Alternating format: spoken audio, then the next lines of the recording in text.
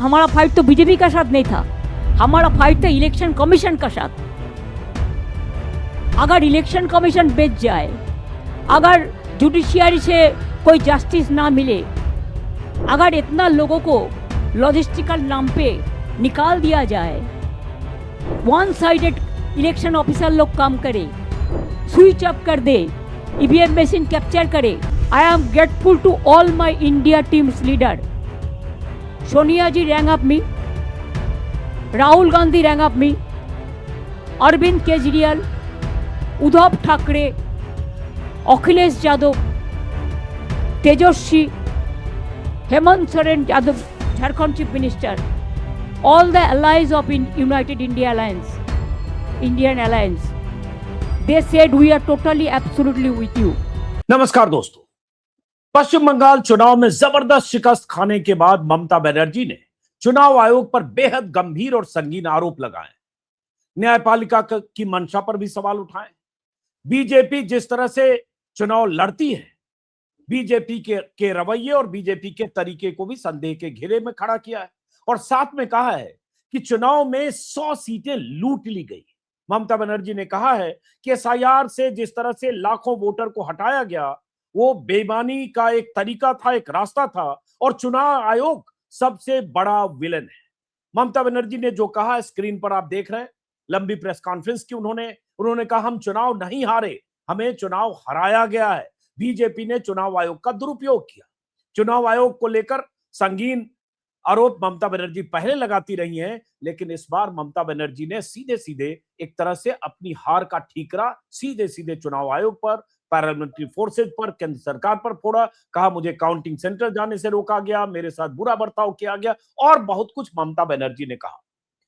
क्या कहा ममता बनर्जी ने, कुछ हिस्सा मैं सुनाना चाहता हूं और उसके बाद उन्होंने कैसे आज इंडिया गठबंधन की बात की, उसका क्या मतलब है उसको भी समझने की कोशिश करेंगे। लेकिन उससे पहले मैं आपको परिचय करा दूं, हमारे साथ खास मेहमान है शीतल पी सिंह, सत्य हिंदी के को फाउंडर हैं, सीनियर जर्नलिस्ट हैं, मुखर राजनीतिक विश्लेषक हैं और देश भर घूम घूम कर तमाम तरह की जमीनी राजनीति को समझने की कोशिश करते हैं। लेकिन इस बार क्या शीतल पी सिंह जैसे लोग भी बंगाल में जो हो रहा था उसको नहीं समझ पाए, ये भी हम समझने की कोशिश करेंगे। लेकिन पहले देखते हैं ममता बनर्जी ने क्या कहा, सुनते हैं। इतना फाइट हम लोग जैसा फाइट किया, इंची टू इंची, इतना फाइट हम लोगों ने किया जिंदगी मौत को सामने रख के। तब भी अगर हमारा फाइट तो बीजेपी का साथ नहीं था, हमारा फाइट था इलेक्शन कमीशन का साथ। और अगर इलेक्शन कमीशन बेच जाए, अगर जुडिशियरी से कोई जस्टिस ना मिले, अगर इतना लोगों को लॉजिस्टिकल नाम पे निकाल दिया जाए, वन साइडेड इलेक्शन ऑफिसर लोग काम करे, स्विच अप कर दे, ईवीएम मशीन कैप्चर करे। आप हमको बताइए, जब लोगों ने वोट देता है मशीन में, उसका चार्ज, बैटरी चार्ज 40 का नीचे उतर जाता है, लेकिन 1995 कैसे हुआ? I am raising. तो एक तो ममता बनर्जी ने बहुत कुछ कहा इलेक्शन कमीशन को लेकर, एसआईआर को लेकर, सीधे सीधे कहा बेईमानी की गई, मोदी और शाह ने मिलकर हमें हराया, बीजेपी ने हर तरह के हथकंडे अपनाए, बीजेपी कार्यकर्ताओं के साथ मारपीट की, सारी मशीनरी पर कब्जा कर लिया, तमाम बातें ममता बनर्जी ने कही। लेकिन एक खास बात और, ममता बनर्जी ने आज इंडिया गठबंधन की बात की। ममता बनर्जी ने उन नेताओं के नाम का जिक्र किया जिन नेताओं ने उन्हें चुनावी नतीजों के बाद कॉल करके फोन पर बातचीत की। मैं चाहता हूं वो भी सुनिए। ये दो पहलू हैं, एक तो ममता बनर्जी जो आरोप लगा रही हैं और चुनाव के नतीजे ऐसे आए तो क्यों आए, और दूसरा आज ममता बनर्जी को इंडिया गठबंधन की याद आ रही है तो उसका मतलब क्या है, ये बयान भी सुनिए उनका। To all my India teams leader, Sonia ji rang up me, Rahul Gandhi rang up me, Arvind Kejriwal, Uddhav Thackeray, Akhilesh Yadav, Tejaswi, Hemant Soren Yadav, Jharkhand Chief Minister, all the allies of United India Alliance, Indian Alliance, they said we are totally, absolutely with you. I think our solidarity will be united and strong for the next days. Akhilesh requested me to come today itself, but I said you come better tomorrow. So he's coming tomorrow, and one by one everybody will come. And then I told you that my target is very clear. I will strengthen the India team just like a small person. तो चलिए, उन्होंने कहा मैं India गठबंधन के साथ हूं, just like a small person. इस पर हम इस पहलू पर बात करेंगे, उससे पहले एक और जानकारी आपको दे दें कि पश्चिम बंगाल के कुछ जगहों से मारपीट, टीएमसी के कार्यकर्ताओं के साथ मारपीट, टीएमसी के कुछ दफ्तरों पर हमले की जानकारियां आ रही है। जैसे खबर आई फाल्ता से, उस विधानसभा क्षेत्र से जहां से जहांगीर खान, जहां से टीएमसी के उम्मीदवार हैं, जहां उपचुनाव हो रहा है, जहां अजय पाल शर्मा की आपने वो रंगबाजी और दादागिरी देखी थी, वहां जहांगीर खान के दफ्तर पर हमले की तस्वीर आई। बीजेपी के कार्यकर्ताओं ने वहां हंगामा किया, बीजेपी के झंडे लेकर जहांगीर खान के दफ्तर पर लोग वहां पहुंच गए। तस्वीरें आप देख रहे हैं, बवाल शोर, और कई जगह से ऐसी तस्वीरें आ रही है। और ये तब जब बंगाल में 2,40,000 से ज्यादा पैरामिलिट्री फोर्सेज हैं, तैनाती है, और अमित शाह कह चुके थे कि ये चुनाव के बाद भी पैरामिलिट्री फोर्सेज कुछ दिनों तक वहां तैनात रहने वाली, तो ये क्यों हो रहा है? पहला सवाल शीतल जी, जो ममता बनर्जी ने आरोप लगाए, जिस तरह से उन्होंने कहा कि 100 सीटें लूट ली गई, हमें हरा दिया गया, चुनाव आयोग सबसे बड़ा विलन है, क्या इस हार की व्याख्या ममता बनर्जी के इन आरोपों में ही सीमित है कि इसके कुछ और पहलू हैं? दोनों पहलू हम समझना चाहेंगे आपसे। देखिए, अभी जो ममता बनर्जी जी कह रही हैं, ये सभी विपक्षी दल अपने अपने यहाँ कहते रहे हैं। जब भाजपा विपक्ष में रही है तो वो भी ये सब कहती रही है। जैसे ईवीएम वगैरह की बात जो है, वो भाजपा ने भी 2009-10 में कही है। अडवाणी जी के ज़माने में एक किताब भी लिखी थी, और ईवीएम के प्रणाली पर सब लोगों को पता ही है। तो ये एक पुरानी बात है जिसे सब लोग दोहराते हैं। नई बात उसमें सिर्फ इतनी है कि उन्होंने ये कहा कि इंडिया गठबंधन उनके साथ है, और इंडिया गठबंधन को उन्होंने आज शिद्दत से याद किया। लेकिन मैं कल एक सांसद महोदय के साथ था जो विपक्ष के हैं, ज़्यादा इशारा नहीं करूंगा, उनको बेचारों को तकलीफ हो जाएगी, लेकिन कल रात उनसे बात हो रही थी तो उन्होंने स्वीकार किया कि 2024 से पहले जब इंडिया गठबंधन बन रहा था, उन्होंने जाके लालू यादव से मीटिंग की थी। उन्होंने कांग्रेस नेतृत्व पे दबाव डाला था कि बंगलौर अधिवेशन में किसी भी सूरत में नीतीश कुमार का नाम संयोजक के रूप में स्वीकार न किया जाए, और ऐसा ही हुआ। और उसके बाद नीतीश कुमार लौटे और फिर इंडिया में वापस नहीं गए। उन्होंने वो गठबंधन जो उनका लालू जी के साथ था वो भी छोड़ दिया, और रेस्ट इज हिस्ट्री। और उन्होंने बताया कि उन्होंने एक बार लालू जी से कहा भी कि सर, अगर आप लोगों ने उस समय स्टैंड लिया होता और कुर्बानी करते जरा, और नीतीश जी की इच्छा थी, उन्होंने ही ये इंडिया गठबंधन बनाया था, और बाद में वो वहां गए थे, अगर संयोजक बनना चाह रहे थे, सीनियर थे, इतने साल से मुख्यमंत्री थे, उनका हक क्यों नहीं बनता था? तो आप और किसी को आपत्ति नहीं थी, आप लोगों ने आपत्ति क्रिएट की। नतीजा क्या हुआ? आज आप 20-25 सीटों पे असेंबली में आ गए हैं, लोकसभा में आपका कोई प्रतिनिधित्व नहीं है ढंग से, वरना आप कम से कम 34-35 सीटें बिहार में जीतते अगर सब लोग साथ होते तो। और अगर ऐसा होता तो 240 सीट भी भाजपा की न आती, उसको दुगना कर लीजिए तो कम वो 180-90 पे रह जाती, और देश में आज दूसरी एक लोकतांत्रिक सरकार होती। तो इस ऐतिहासिक गलती के लिए तो ममता बनर्जी ने ही फोन किया था, वो जिसको कांग्रेस ने बंगलुरु में, वो तो हम सब उस समय जो रिपोर्टर थे, ये बात मैं आज नहीं कह रहा हूँ, संयोग से आज से 1 हफ्ते 10 दिन पहले न्यूज नशा नाम के पोर्टल पे ये सवाल मुझसे पूछा गया था, और मैंने तब भी एग्जैक्टली यही कहा था। वो वीडियो दिग्विजय सिंह ने रीट्वीट भी किया है।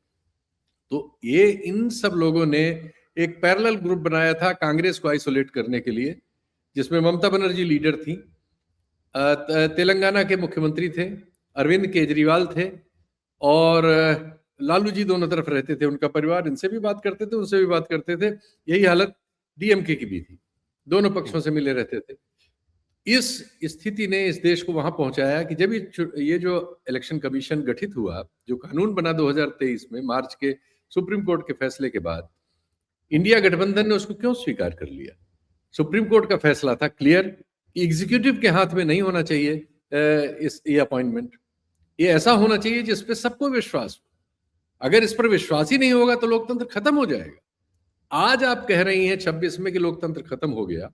2023 में जब ये कानून ही बदला गया, एक कानून बदला नहीं बनाया गया, इस तरह से बनाया गया कि नियुक्ति का अधिकार प्रधानमंत्री ने अपने हाथ में ले लिया।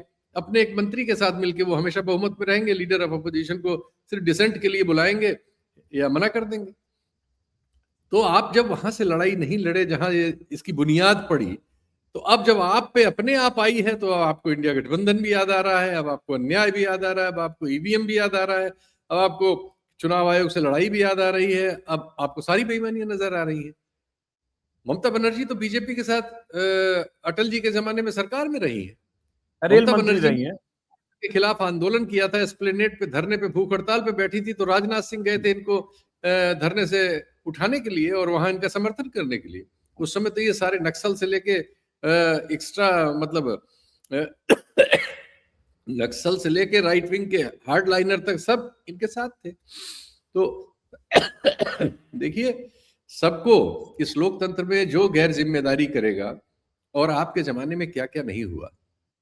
आप आज आपके कार्यालयों पर वही सब हो रहा है जो आपने 2011 में जीतने के बाद किया। 2011 से 14 तक आपने कितने विपक्षी कार्यकर्ताओं की हत्या हुई आपके यहाँ, कितने दफ्तर जलाए गए। जब मैं पिछली बार 2021 में बंगाल कवर करने गया था, तो उस समय मौका था बहुत, हम लोग, आप भी थे और हम सब लोग घूमे, तो मैंने एक पर्टिकुलर चीज, एक किताब में लिखना चाह रहा था, संभव कुछ कारणों से नहीं कर सका। सीपीएम के हर जिले के हर ऑफिस को जला दिया गया था उस दौरान में, जब तक तृणमूल रही। तृणमूल के पास वो मुंह नहीं है बोलने का। आज बंगाल का सभी कार्यकर्ता जो कांग्रेस के हैं या लेफ्ट के हैं, वो उतने ही खुश हैं जितना बीजेपी खुश है, इसलिए कि आपने 11, 12, 15 सालों में कितना अत्याचार किया है उन लोगों के साथ। आप इंडिया की बात कैसे कर सकती हैं? इसलिए वहां का जो कार्यकर्ता है इन दलों का, वो इंडिया गठबंधन में इनसे पनाह मांगता है। आपके जमाने में कितने कांड हुए। आप खुद सूती धोती में रहती हैं, एक चप्पल पहनती हैं, एक आपकी इमेज है। आपके भतीजे की क्या इमेज है? किस मामले में उन पे जांच हो रही है? शारदा चिटफंड घोटाले के बारे में आप क्या कहेंगे? रोज वैली चिटफंड मामले के बारे में क्या कहेंगी? नारदा स्टिंग ऑपरेशन के बारे में क्या कहेंगी? एक सीरीज है गड़बड़ियों की। और आईपैक हायर करने के बारे में आप क्या कहेंगी? आईपैक किसी भी गिवन टाइम में, मैंने पिछला उनका इलेक्शन कवर किया था तब वहां देखा ही था, 3000 लोगों को लगाता है फील्ड में, 3000। और जब एक्सट्रीम पोजीशन होती 10-10 हजार लोगों को लगाता है। कितना बड़ा बजट होगा। जो ये बॉन्ड वाली ये चार्ट निकला था जब सुप्रीम कोर्ट में, तो सिर्फ बीजेपी का नहीं नाम था उसमें, राज्य सरकारों के जिनके नाम थे उसमें तेलंगाना और आप थे, जो कांग्रेस से ज्यादा चंदा आपको मिल रहा था बॉन्ड। टॉप पे। हाँ, इन सवालों के जवाब आपकी सूती धोती और चप्पल नहीं दे पाएगी मैडम। चुनाव से पहले हम लोग इससे बचते थे कि ये न जाए कि भाई हम किसी का चुनाव प्रभावित कर रहे हैं। डायरेक्ट सवाल आने पर बोल देते थे, बोला है इसलिए रिकॉर्ड पे है इसलिए बोल रहा हूं आज भी। आपने पूरा वातावरण किस तरह से वहां सृजित किया, बाकी राजनीतिक दलों के लिए क्या बचा हुआ? आपने सिर्फ वही किया जो राहुल गांधी ने वहां कह दिया था। अब वो नहीं कहेंगे क्योंकि अब वो भी इंडिया गठबंधन की ही बात करेंगे, चुनाव खत्म हो गया।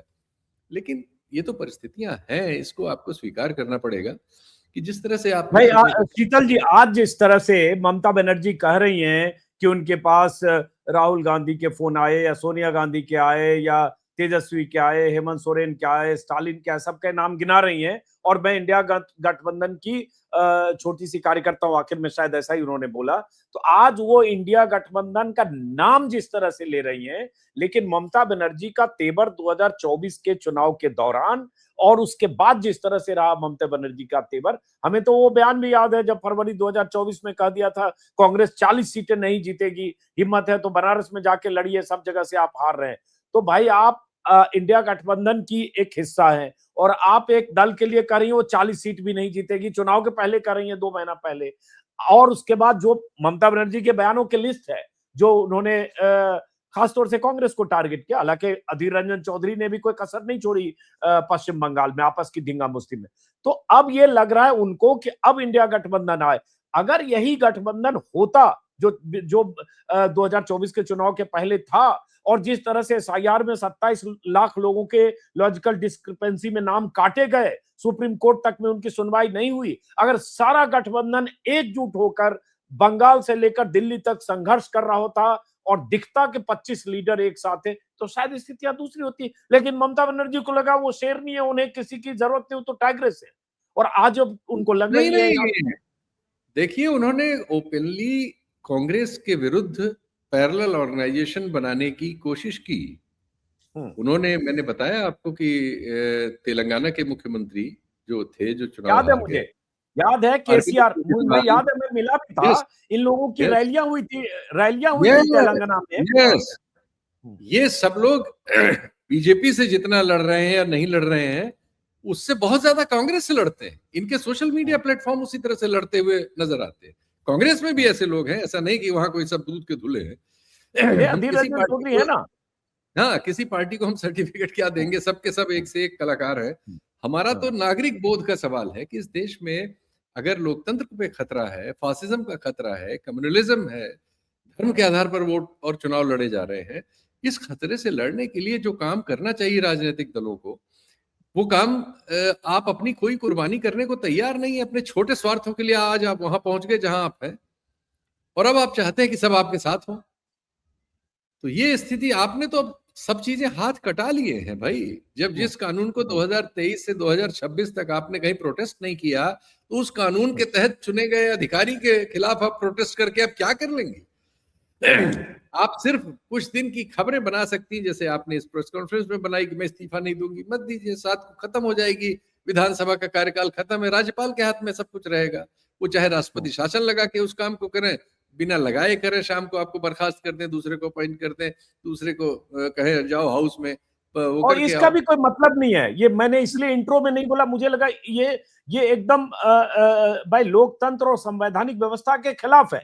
आप अपनी लड़ाई जरूर लड़िए, लेकिन जब चुनाव के नतीजे आ गए हैं तो उसको स्वीकार करके आप लड़िए, उसको चैलेंज कीजिए, जो भी तरीका है संवैधानिक। आप अगर ये कहती है कि मैं इस्तीफा नहीं दूंगी, मेरी नैतिक जीत हुई, तो ये भी गलत है। भाई ये आप गलत है ना भ्रष्टाचार शीतल जी। भाई आप 2 दिन भ्रष्टाचार से से ही का लड़ने 7 तारीख को असेंबली खत्म हो रही है। बिल्कुल सही है भाई। इस न्यूसेंस से आप इतने फॉर्मिडेबल बीजेपी से नहीं लड़ सकते, और ये लड़के आप कहीं नहीं पहुंचेंगे। आप वहीं पहुंचेंगे जो आपका मतलब समहाउ आप 15 साल आपको मिल गया लेवरेज, इसलिए कि आपके सामने उस समय, जैसे उनके सामने मनमोहन सिंह थे, आपके सामने बुद्धदेव भट्टाचार्य जैसे शरीफ आदमी थे। तो ये दो शरीफ लोगों को इस दौर के की राजनीति ने एक समय में परसेप्शन वाइज गलत ठहरा के जो चुनाव किया, उसकी कीमत देश दे रहा है। आपके यहाँ आपने वो कीमत वसूली, दिल्ली में कोई और वसूल रहा है। हम लोग किंग कर्तव्य विमूढ़ हैं, क्या कहें क्या न कहें, कब किससे कुछ कहें। अब बिना, हमारा कोई स्वार्थ नहीं है, लेकिन हम बेवजह आप लोगों की वजह से निशाने पे होते हैं। कोई कहता फलाने के एजेंट हो, कोई कहता ढिमाके के एजेंट हो। अभी हम अभी लोग अभी ये वीडियो सुन के कोई काट के बीजेपी आईटी सेल वाला कहेगा कि देखो ये लोग कांग्रेस की वकालत कर रहे हैं। हाँ नहीं ये नहीं, भी कह सकता है। कांग्रेस की कहेंगे तो कांग्रेस को 10 चीजें हमारी मौजूद है, लेकिन वो कहेंगे बीजेपी। अभी कुछ लोगों ने लिख दिया है, मैंने इस आकलन लिखा था इसका, तो कहा कि हाँ। आपकी चड्डी दिख गई। तो ये हम लोग को खैर रोज ही देखना पड़ता है। हाँ, अब इस उम्र में अभी अभी हाँ बिहार विधानसभा चुनाव के बाद मुझ पर भी इसी तरह के हमले हुए कि ये तो भीतर से संघी है, तो भाजपाई है, तो फला है, तो ढिमका, क्योंकि ये लोग सच नहीं सुनना चाहते। ये विपक्ष नहीं के भाई, हर दल कहा ने ना, अपना आईटी सेल बना रखा है, और ये लोग ना आत्मचिंतन करते हैं, न उनको कोई कहे, आईना दिखाए, न उन्हें कबूल है। उन्हें लगता है कि भाई चाहे बीजेपी के पक्षधर जो लोग हैं, पत्रकार, विश्लेषक, चिंतक, उन्हें लगता है कि जो भी है बस सिर्फ उनके हाँ में हाँ कहे, उनके हर रणनीति को सही कहे, उनकी हार में भी जीत की वजह तलाशे। सबसे बड़ी बात, वो हार गए, जनता ने उन्हें रिजेक्ट कर दिया, तो भी उसमें तलाशे कि ये इसमें हार में जीत कहां छिपी है। अरे भाई, मैं पहले भी शीतल जी बहुत बार बोल चुका हूं, फिर बोल रहा हूं, बीजेपी के केंद्र में सत्ता है, 29 में क्या होगा पता नहीं, अभी तो है। ईडी उनके पास, सीबीआई उनके पास, इनकम टैक्स उनके पास, एनआईए उनके पास, पैरामिलिट्री फोर्स उनके पास, चुनाव आयोग उन्हीं के साथ, और बहुत हद तक आप न्यायपालिका का भी रवैया देखते हैं। कई बार सवाल उठता है, ये सब अगर उनके पास है तो या तो चुपचाप बैठ जाए, कि सब उनके पास है, लड़ने का कोई फायदा नहीं। और ये आप लड़े, यूपी में अगर अगले साल जनवरी फरवरी में चुनाव है, जिसके 8 महीने बचे, जहां के आप रहने वाले हैं और जहां मैं अब रहता हूं, मैं भी यूपी का वोटर हूं, तो भाई 75 जिले हैं, तो आपको तो 75 जिलों में सड़कों पर निकल जाना चाहिए, 4-4 दिन 3-3 दिन लेके 6 महीना पहले से। लेकिन अगर विपक्ष नहीं करेगा और अगर विपक्ष के नहीं करने को कोई हम जैसे विश्लेषक चिन्हित करेंगे तो फिर आप तुरंत भाजपा के एजेंट हो जाएंगे। बिल्कुल। तो या तो आप भाजपा के एजेंट रहेंगे या कांग्रेस के होंगे या किसी विपक्षी दल के होंगे। आपको नॉर्मल वो एक नागरिक के तौर पर नहीं ले सकते और एक पत्रकारी भूमिका में नहीं ले सकते, जिसका काम है जहां जो दोष मिलेगा उसको कहा जाएगा। और अच्छा, आखिरी जब सवाल, मौका आएगा, देखिए कहा आपको जाएगा। कहीं जाना भी है शायद 6 बजे, विपक्ष के लिए क्या इसमें संदेश है? चूंकि जैसा कि मैंने कहा 8 महीने बाद यूपी, पंजाब, उत्तराखंड और उसके बाद चुनाव ही चुनाव है, लगातार हर साल 3-4 राज्यों में तो चुनाव होते ही है। क्या संदेश है? एक्चुअली विपक्ष ने ये मौका अब संदेश का गंवा दिया है। अब विपक्ष संदेश लेने लायक नहीं बचा है। मैं इसको बहुत क्रिटिकल बात है लेकिन कह रहा हूं, विपक्ष ने ये सब मौके, मैंने कहा ना कि गंवा दिए। जिस तरह से अब चुनाव आयोग है वो हमेशा आरोपों के घेरे में रहेगा, लेकिन वो एक कानून है और आपने उसके खिलाफ कुछ भी इन लोगों को जागृत करने का या संसद के ये लड़ाई लड़ी ही नहीं। आपने इसको स्वीकार कर लिया। तो जब आपने एक गलत बात, जो जिसके लिए सुप्रीम कोर्ट का ऑर्डर मौजूद है और इस कानून बनने के बाद इस कानून का चैलेंज फिर सुप्रीम कोर्ट में है, लेकिन आप पब्लिक में है ही नहीं। ये बात हम जैसे कुछ लोग कभी कभी कहते हैं, बाकी असंख्य लोग इससे अनभिज्ञ हैं कि इस देश में ऐसा कानून बना लिया गया है जिसके तहत अब प्रधानमंत्री अपनी रुचि का चुनाव आयुक्त हमेशा नियुक्त करने के अधिकारी हो गए। तो जब एग्जीक्यूटिव के हाथ में चुनाव आयुक्त की नियुक्ति आपने सौंप के अपनी गर्दन दे दी है, तो अब विपक्ष के लिए क्या सद्भावनाएं हम प्रेषित लेकिन फिर ये बात तो, ये तो हमेशा से वैसे ही था। कांग्रेस समय भी नवीन चावला और तमाम लोग तब भी होते थे भाई। वो तो सुप्रीम कोर्ट ने एक व्यवस्था दी, संसद ने अपनी जो वहां बहुमत के दम पर उस व्यवस्था को बदल दिया। सुप्रीम कोर्ट ने जो वहां 3 सदस्यीय कमेटी बनाने की बात की, संसद ने अपने अधिकार का इस्तेमाल किया। तब वो मामला सुप्रीम कोर्ट में सुनवाई के लिए नहीं गया था, तब उस पे सुप्रीम कोर्ट की इस तरह की परिभाषा नहीं आई थी, तब उसके समय कानून नहीं बना था। अब कानून बन गया है। मैं ये कहना चाह रहा हूं, तब कानून नहीं था, खुला मैदान था, गलत था, कोई सही नहीं। वो तरीका तब भी गलत था, अब भी गलत है और आगे भी गलत है। जब जो गलत है वो गलत है, लेकिन सवाल ये है कि उस गलत को गलत आप अगर नहीं कहेंगे, जिसके लिए आप हैं वहां हमारी तरफ से, हमारे मत से, और चाहेंगे कि हम कर दें आपका काम, तो हम तो पत्रकार हैं, हम काम वाम नहीं करते भाई। हम तो अच्छा, एक चीज और शीतल जी, एक चीज और, क्या जो ममता बनर्जी ने अपनी हार की वजह बताई, या बहुत सारे विपक्ष के लोग कह रहे हैं, अगर 8% वोट टीएमसी का कम हो गया और 8% वोट बीजेपी का बढ़ गया और बीजेपी 200 का आंकड़ा पार कर गई और टीएमसी 81 पर अटक गई, सीधे सीधे दिख रहा है 30-32 लाख के वोटों का फासला है, 27 लाख वोट कटे, वो ठीक है, लेकिन क्या इसकी वजह सिर्फ 27 लाख का वोट कटना और चुनाव आयोग की बेईमानी, सिर्फ यही वजह है? मैं तो कहूंगा सिर्फ यही वजह मानेंगे, तब आधा ग्लास भरा हुआ आधा खाली अपने हिसाब से आप देख रहे हैं। सच सुनिए, 2016 में बीजेपी के पास 10% वोट था, 2021 में बीजेपी के पास 38% हुआ। तब तो ये न चुनाव आयोग था, न ये प्रणाली थी, न ये कानून था, न सुप्रीम कोर्ट में सुना गया था। तो 28% वोट जो बढ़ा था, उसका कैसे बढ़ा था? वो आपके नहीं कारनामों से बढ़ा था। मैडम, अब चुनाव हो चुका है तो हम आपको सीधे कह रहे हैं, और अभी भी आप नहीं समझेंगे, हम जानते हैं, और इसलिए आप लोग कहीं नहीं पहुंचेंगे, क्योंकि दूसरे लोग दूसरी तरह से चीजों को देख के अपना सामने पक्ष रख रहे हैं। आप कांग्रेस को 40 सीट की बात करती हैं। एक तथ्य और मैं कह दूं आपके यहाँ, आप गोवा लड़ी थी, आप इस चुनाव में आसाम लड़ी हैं, आप पूरे उत्तर पूर्व के हर राज्य में लड़ी हैं। कितने फीसद वोट मिला है?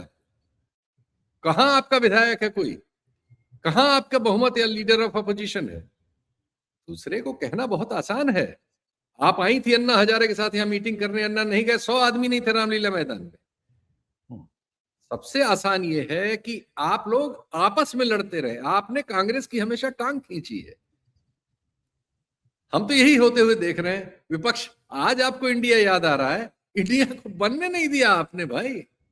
इंडिया को कहां इंडिया रहने दिया, लंगड़ा कर दिया। तो लंगड़ी टांग से 240 पे रोक ले गए वो बीजेपी को। आपने तो अपनी ओर से वही किया था। इजाजत लूंगा। चलिए, चलिए चलिए, बहुत बहुत शुक्रिया शीतल जी। बहुत सारे मसले होंगे, बीच बीच में हम लोग बात करते रहेंगे। बहुत बहुत शुक्रिया, नमस्कार।